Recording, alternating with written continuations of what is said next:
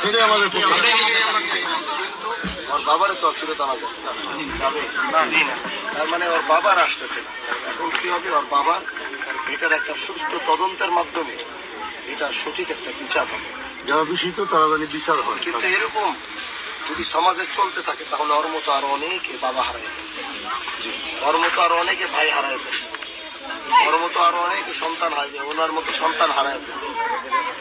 এই জন্য এই এলাকায় যেহেতু এই বিষয়টাকে কেন্দ্র করে এমন একটা ঘটনা ঘটে গেছে, আল্লাহ আমারে নির্বাচিত করছেন, আল্লাহ আমারে নির্বাচিত করছে।